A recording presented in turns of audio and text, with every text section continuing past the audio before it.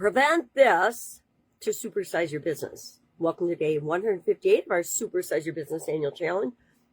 Sharon Horne-Ellstrom here, and today and all this month we are talking about physical aspects of our business and in Supersize You, our life.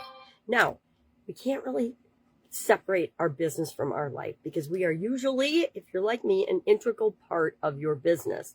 We're working in a mastermind to separate some of that and make it so that your business isn't so dependent on you, but that's a topic for another day. Today we're talking about prevention. Preventing what? Well, for ourselves personally, preventing sickness, disease, health challenges, etc. And for our organization, preventing accidents, things breaking or being super expensive to fix, repairs, expensive repairs. I like to think of it and with ourselves and our businesses like car maintenance. If you get in a car and you drive it and you never put oil in it, you never take care of it, you just put gas in it and go, guess what? That car is going to wear out and break down a whole lot faster than if you followed the scheduled maintenance. The same is true of our lives as well as our businesses. But you normally have to be the one to create that schedule of preventative maintenance and maintenance. I come from a manufacturing background, so preventative maintenance and maintenance is just an automatic part of my thinking, but it wasn't always that way. When it came to my health and my life, I am I'm great now, but I was a very bad example of that.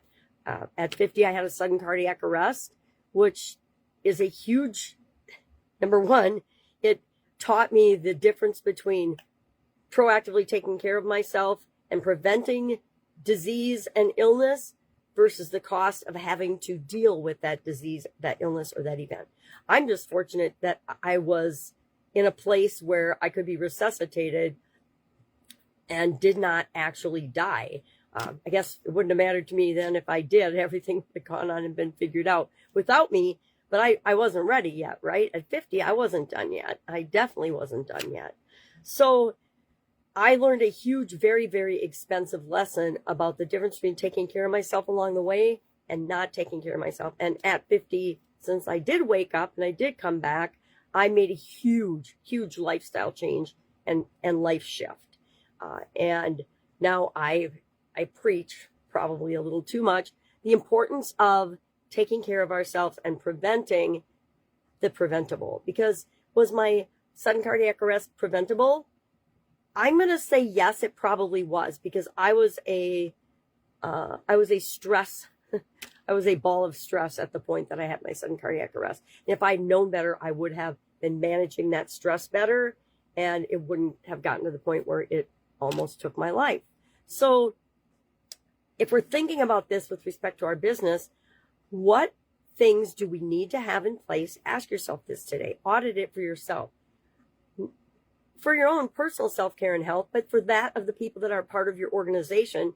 Are you setting the good example? Are you being an example of the things we're talking about this month? Are you going to your annual screenings and your physicals or whatever is age appropriate for you? There's different things that are age appropriate for me now that weren't when I was 50 and that weren't when I was running my other businesses, but that are now. And I need to make sure I'm setting a good example and going and doing those things that I know will prevent me from having major health challenges in the future. And I already do a bunch of those because I have had 3 really big medical events in my lifetime so far. Actually, a bunch of little ones, but bigger ones too, that I've had to learn from. And I get better and better at it every time. And I put things in place to protect me and my businesses as well.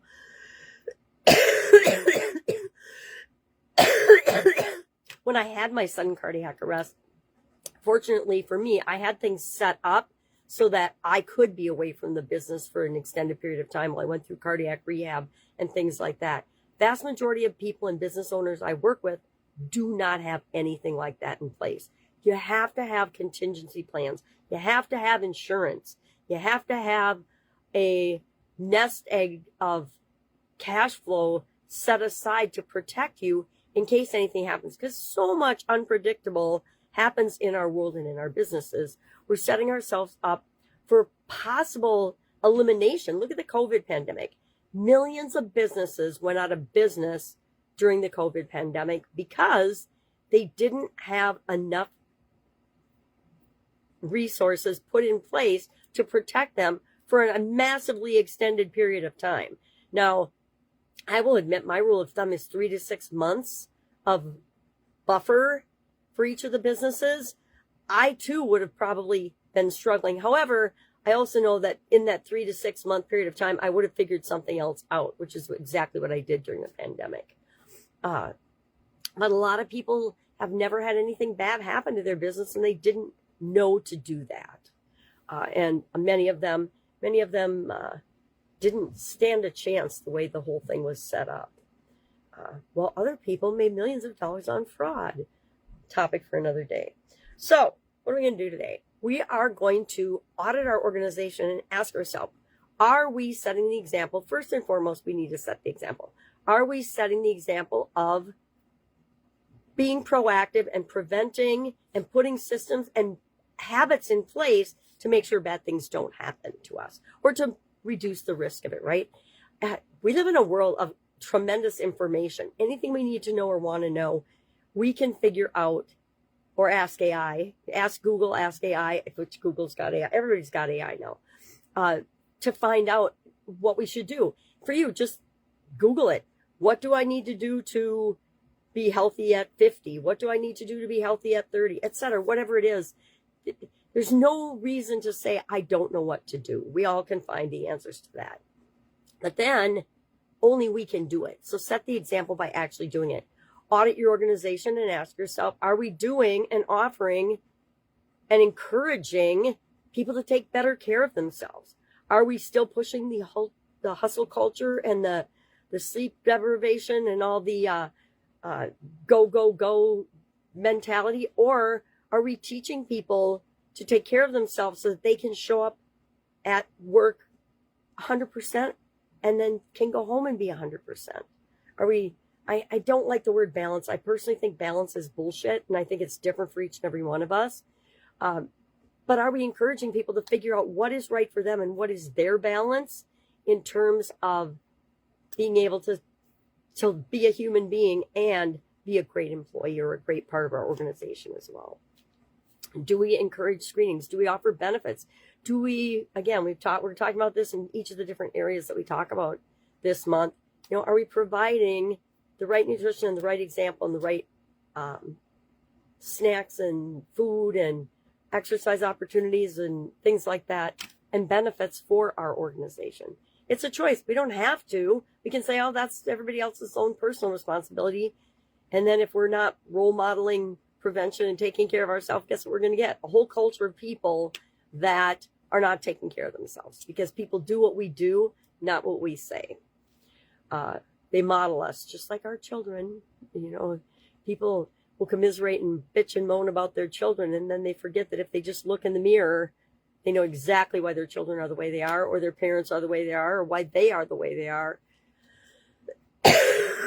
Self-reflection is probably one of the most challenging things that we do, but the most powerful and beneficial as well. So today, what are we going to do? We're going to share in the comments below one thing about our organization that we think is setting a terrific example of prevention versus dealing with the illness when it happens, or the problem when it happens.